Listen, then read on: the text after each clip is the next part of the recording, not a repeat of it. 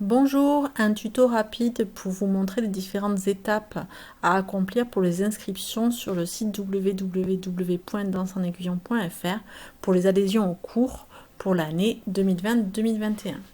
Une première chose, s'il s'agit d'une réinscription et que vous avez déjà un compte, je vous invite à vous connecter.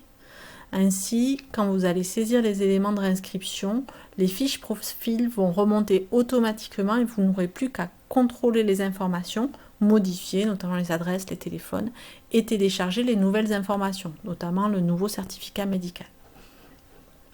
S'il s'agit d'une première inscription et que donc vous n'avez pour l'instant pas de compte, vous pouvez tout simplement cliquer sur Inscription. Vous arrivez sur la page des inscriptions, je vous invite à lire l'ensemble des informations qui sont sur cette page. C'est particulièrement important avant d'adhérer de connaître tous les éléments attachés aux inscriptions et à ce que suppose le fait d'adhérer à l'association.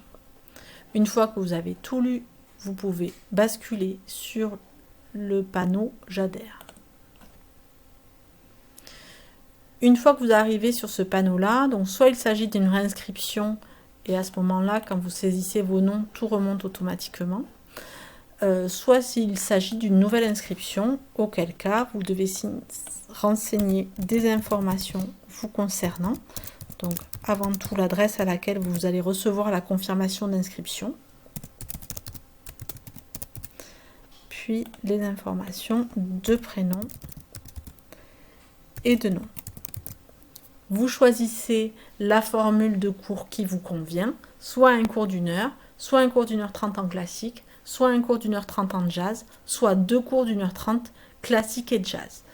Pour information, il n'y a pas de cours d'une heure 30 pour les danseurs de moins de 8 ans.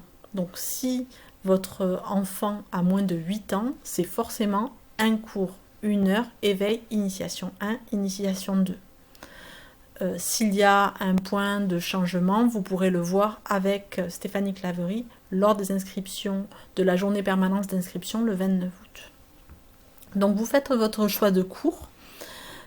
Si vous souhaitez deux cours, même si l'année dernière vous n'en faisiez qu'un, si cette année vous souhaitez deux cours, même si vous ne savez pas s'il reste de la place dans le groupe, vous sélectionnez bien deux cours 1h30. Comme ça, on peut prendre en compte votre choix et refaire les listes et voir si votre inscription peut être prise en compte. Si malheureusement ce n'est pas le cas, on reviendra vers vous et vous ne serez réinscrit que dans le cours dans lequel vous étiez déjà inscrit l'année dernière. L'adhésion FFD se met automatiquement. Elle est de 20 € par personne et normalement l'adhésion FFD se paye au moment de l'inscription, c'est-à-dire dès à présent. Si au-delà du cours d'essai, votre enfant ou vous-même ne souhaitez pas continuer à adhérer, cette somme-là vous sera restituée. Vous avez un bouton pour ajouter d'autres personnes de la famille. Et de la même manière, vous choisissez le cours sélectionné. À ce moment-là, vous appuyez sur Continuer. À ce moment-là, vous pouvez créer votre compte et finaliser votre adhésion en créant votre compte, ce qui va permettre après à ce que vous soyez automatiquement enregistré. Ou alors, vous pouvez continuer sans compte. Mais je préconise quand même de créer un compte à ce moment-là. Là, pour les besoins de la démonstration, je vais continuer sans compte. Vous arrivez à ce moment-là sur les pages de profil. Donc, s'il s'agit d'une réinscription, que vous avez bien suivi toutes les étapes et que vous avez remis les noms des personnes qui étaient déjà adhérentes l'année dernière, tous les éléments doivent remonter automatiquement. S'il s'agit d'une nouvelle inscription, vous voyez tous les éléments qui sont renseignés, qui sont marqués d'un astérisque.